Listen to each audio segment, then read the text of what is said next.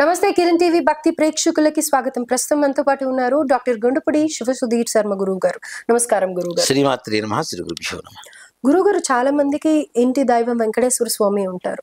వెంకటేశ్వర స్వామికి ఏ మొక్కు మొక్కున్నా కానీ డెఫినెట్ గా అది తీరుతుంది. దానికి సంబంధించిన మన మొక్కులు కూడా ఏవైతే తీర్చే ఉంటాయో అవి తీరుస్తూ ఉంటాం. కానీ ముఖ్యంగా ఈ పిండి దీపం అనేది ప్రతి ఒక్కళ్ళు ఆచరించాలి అని అనుకుంటారు, కానీ దాని కరెక్ట్ ప్రాసెస్ తెలియక ఆగిపోతూ ఉంటారు. అసలు ఈ వెంకటేశ్వర స్వామి దీపం పెట్టాలి అనుకున్నప్పుడు మన సంకల్పం ఏముండాలి, ఏ రోజున ప్రారంభించాలి, ఏ విధంగా పెట్టాలి అనే పూర్తి వివరాలు తెలియజేయండి. తప్పనిసరిగా అమ్మ. కలవతు కేవల భక్తి బ్రహ్మ సాయుధ్యకారిణి అనేటువంటిది శాస్త్రం. కలియుగంలో బ్రహ్మ సాయుధ్యాన్ని పొందాలంటే తప్పనిసరిగా భక్తి మాత్రమే మార్గం. అలాగే కలవు వెంకటనాయక అనేటువంటిది మన సూక్తి. కలియుగంలో మనకు ప్రత్యక్ష దైవం ఎవరు ఉన్నారు అంటే వెంకటేశ్వర స్వామి వారు. కలియుగంలో ఏ దేవుడు పేరు తెలిసినా తెలియకపోయినా వెంకటేశ్వర స్వామి వారి పేరు కులమత భేద విచక్షణారహితంగా ప్రతి ఒక్కరికి తెలుసు. అవునా? అంటే ఆయన నామస్మరణ చేయని వాళ్ళు ఎవరూ లేరు.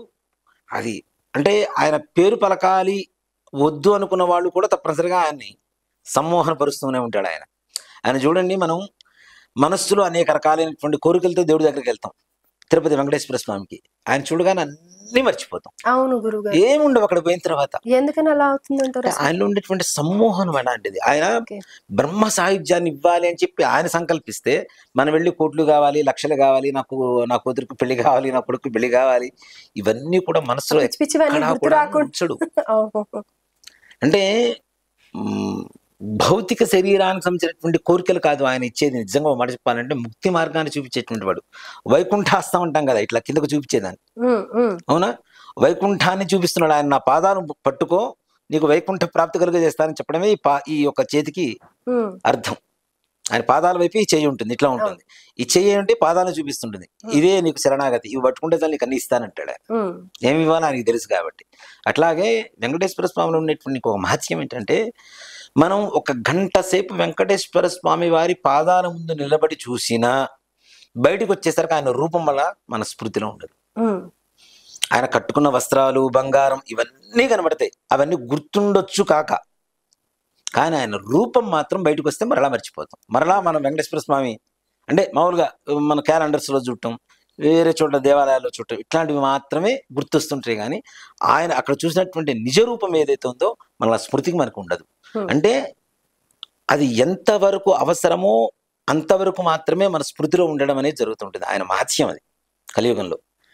కాబట్టి కలవుతూ వెంకటేశ్వర స్వామి వారి నామస్మరణ చేసినా, ఆయనకి పూజ చేసినా తప్పనిసరిగా ముక్తి లభిస్తుంది.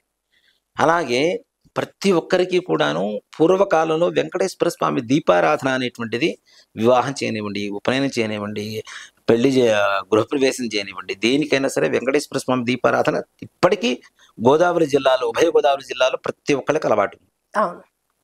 తప్పనిసరిగా వెంకటేశ్వర స్వామి దీపారాధన వ్రతం చేసుకున్నా సరే, ఇవన్నీ లేవు, మామూలు పౌర్ణమి వ్రతం చేసుకున్నారు, అప్పుడైనా సరే వెంకటేశ్వర స్వామి దీపారాధన చేయాల్సింది. అంటే ఇంటి దైవం ఆయన. ప్రతి ఇంటికి, కలియుగంలో ప్రతి ఇంటికి ఒక దైవం ఉన్నారు. కానీ ఆ దైవంతో పాటు వెంకటేశ్వర స్వామి సర్వసాధారణం, కామన్. కాబట్టి ఆయన మర్చిపోవద్దు అని చెప్పడానికి దీపారాధన ఒకటి చేస్తాం. అలాగే ఆయన వెంకటేశ్వర స్వామి వారు ఇచ్చేటువంటి ఇదేంటి, జ్ఞాన జ్యోతి. మన దీపం ఎట్లా ఉంటుంది, జ్యోతి రూపంలో ఉంటుంది కదా. ఆ జ్ఞాన జ్యోతి రూపంలో వెంకటేశ్వర స్వామి వారిని పూజ చేయటం అనేది మనకి జ్ఞానోదయం కలగజేయమని చెప్పి వెంకటేశ్వర స్వామి వారిని దీపారాధన ద్వారా వేడుకోవడం అనేది ఈ ప్రక్రియ ద్వారా మనం చేస్తున్నటువంటి ఒక విశేషమైనటువంటి కార్యక్రమం. ఈ దీపారాధన కూడా ఎలా చేస్తారు అంటే, ప్రమేదలు. ఇప్పుడు ఇంట్లో దీపారాధన కుందులు ఉన్నాయమ్మా, మనం వ్రతం చేస్తాం, 2 కుందులు అక్కడ పెట్టేస్తాం. ఇక్కడ కుందులు లేవుగా కదా.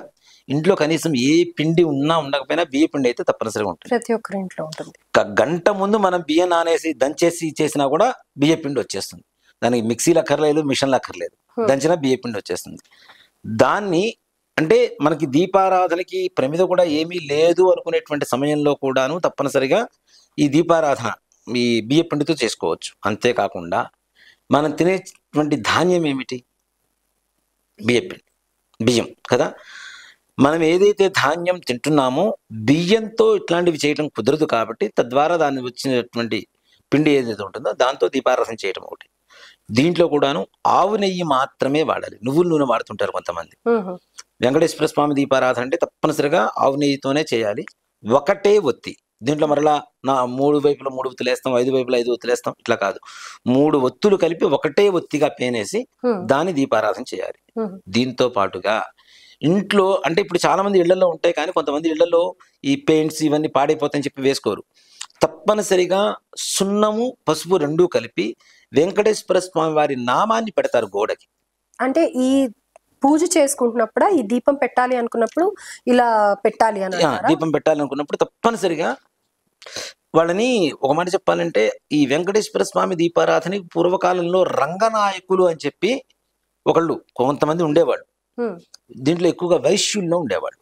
వాళ్ళ పేర్లే రంగనాయకులు. ఆ వెంకటేశ్వర స్వామి దీపారాధనకి వాళ్ళకి ఫేమస్ అనమాట.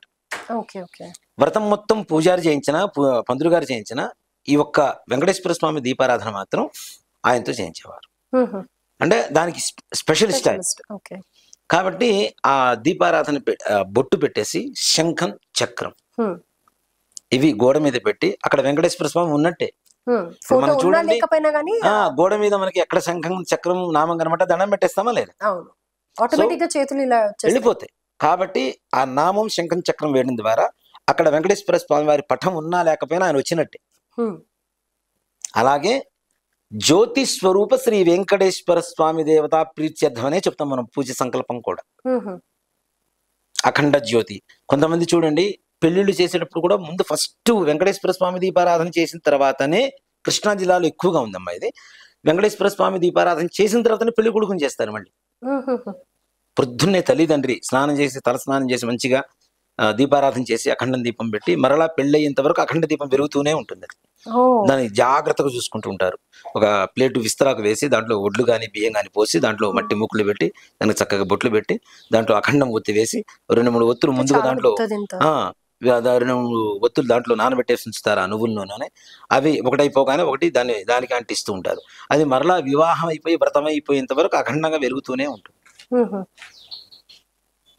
దానివల్ల ఏంటి, వెంకటేశ్వర స్వామి వారు ఆ ఇంటిని కాపలా, ఎప్పుడు కవచంలాగా కాపలా కాస్తూ ఉంటారు. వివాహం అయ్యేంత వరకు ఏ రకమైనటువంటి అవిఘ్నాలు కలగకుండా చూస్తాడు అని చెప్పి నమ్మకం. అలాగే ఈ వెంకటేశ్వర స్వామి దీపారాధన మనం ఏదైతే చాలా గురుగారు ఒక్కటేనమ్మా, పిండి దీపం ఒక్కటే. చాలా మంది 2-3 చేస్తుంటారు, కాదు ఒక్కటే. అంటే 11 అని 5 అని ఇలా చేస్తుంటారు. అలా అవి తలంబ్రాలకు మాత్రమే. వివాహంలో తలంబ్రాలు పోసే ముందు మాత్రమే మనం జ్యోతులు తీసుకొస్తాం, కానీ పిండి జ్యోతులు తీసుకొస్తాం. కానీ ఈ వెంకటేశ్వర స్వామి దీపారాధనకు ఒకటే 3 ఒత్తులు కలిపి ఒకటే ఒత్తిగా ఒకటే ప్రమిద ఆవు నెయ్యి. తప్పనిసరిగా ఆయనకు ఒక పీట ఉంటే పటం పెట్టుకోవడం, లేదంటే ఇందాక చెప్పినట్టు బొట్టు పెట్టుకోవడం, చక్కగా దీపారాధన చేసుకోవడం, వెంకటేశ్వర స్వామి వారిని ఆ దీపారాధనలోనే ప్రాణప్రతిష్ఠ చేయటం. అయితే ఇక్కడ ఇంకొక చిన్న డౌట్, వెంకటేశ్వర స్వామి దీపం అని అన్నప్పుడు ఆ కుందులు ఈ మధ్యన ఇలా శంకు చక్ర నామంతో వస్తున్నాయి కదా, పిండి కాకుండా ఇలాంటి దాంట్లో పెట్టినా కానీ వెంకటేశ్వర స్వామి దీపం అవుతుందా అది? కానీ ఒకటి చెప్తానమ్మా, శక్తిని కొద్దీ మనం దీపారాధన కుందులు వెండి ఇవన్నీ తెస్తూ ఉంటాం. కానీ దీంతో పాటు మనం వాడేటువంటి నిత్యావసర వస్తువుల్లో అన్నం అనేది ఒకటి ఉంది కాబట్టి, బియ్యం కాబట్టి, దాని ద్వారా చేయడం అనేది అంటే మన ఇంట్లో మన మనిషికి మనం సేవ చేసుకుంటున్నట్టే. వెంకటేశ్వర స్వామి మనవాడే, మన ఇంట్లో వాడే కాబట్టి ఆయనకు కూడా మనకు అన్న రూపంలో, బియ్యం రూపంలో, ఏదైనా ధాన్య రూపంలో ఆయనకి ఏదైనా చేయాలి అంటే ఈ విధంగా చేయడం అనేది ఉత్తమమైనటువంటి లక్షణం. పిండితో పెట్టడమే చేసి పానకం, వడపప్పు ఈ 2 తప్పనిసరిగా నివేదన పెట్టాలి. కొద్దిగా అయినా సరే పానకం, వడపప్పు తప్పనిసరిగా నివేదన పెట్టాలి.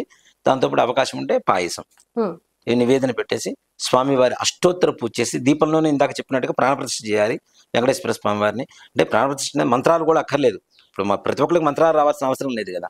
ఆ వెంకటేశ్వర స్వామి ఆ దీప జ్యోతి స్వరూపంలో ఆయన అక్కడ ఉన్నాడు అని చెప్పి 2 అక్షతలు వేసేసుకొని చక్కగా అష్టోత్తరం పూజ చేసుకొని, వెంకటేశ్వర స్వామి అష్టోత్తరం చదవడం వస్తే ప్రాణప్రతిష్ఠ వస్తుంది గ్యారంటీ. ఎందుకంటే వెంకటేశ్వర స్వామి వారి అష్టోత్తరం అంత కఠినమైనటువంటి పదాలతో ఉంటుంది. ఒక్కొక్క నామం చెప్పాలంటే కనీసం ఒక్కొక్క నామం ఒక్కొక్క నిమిషం పట్టేటువంటి నామాలు కూడా ఉన్నాయి. అంత పెద్ద పెద్ద నామాలు, అన్ని పొల్లులు, ఒత్తులు, దీర్ఘాలు ఇవన్నీ ఉంటాయి. కాబట్టి వెంకటేశ్వర స్వామి వారి అష్టోత్తరం, లక్ష్మీదేవి అష్టోత్తరం చెప్పుకొని ఇవి నివేదన పెట్టి మనం ప్రసాదం తీర్థంగా స్వీకరించడం అనేది మంచిది. ఇది ఎన్ని వారాలన్నా పెట్టాలా, లేకపోతే ఒక రోజు ఒక వారం పెడితే? 7 శనివారాల వ్రతం అని చెప్పి ఒక విశేషమైనటువంటి పూజ ఉంది. పుస్తకాలు దొరుకుతాయి మనకి. వెంకటేశ్వర స్వామి వారికి 7 శనివారాల వ్రతం చేస్తే తప్పనిసరిగా 7 శనివారాలు పూర్తి అయిపోయే లోపల మనం ఏ సంకల్పం కోసం అయితే మనం పూజ చేసామో ఆ సంకల్పం తప్పనిసరిగా 100% వెంకటేశ్వర స్వామి వచ్చి మన కార్యాన్ని తీరుస్తాడు గారు. రైట్. అయితే వచ్చే నెక్స్ట్ ఎపిసోడ్స్ లో మనం వెంకటేశ్వర స్వామి వ్రతం గురించి పూర్తి డీటెయిల్ గా మాట్లాడదాం. ఆ బుక్స్ దొరికినా దొరకకపోయినా కానీ మీరు చెప్పే మాటలతో, మీరు చెప్పే స్టోరీ, ఆ కథ సారాంశం చెప్తే గనక చాలు అన్నట్టుగా ఉండేలాగా మనం ప్లాన్ చేసి మన వ్యూవర్స్ కి అందిద్దాం. సో వెంకటేశ్వర స్వామి దీపం వచ్చేసి ఇలా పిండి దీపంతో పెట్టుకుంటే దాంతో వచ్చే ఫలితం అనేది చాలా ఎక్కువగా ఉంటుంది.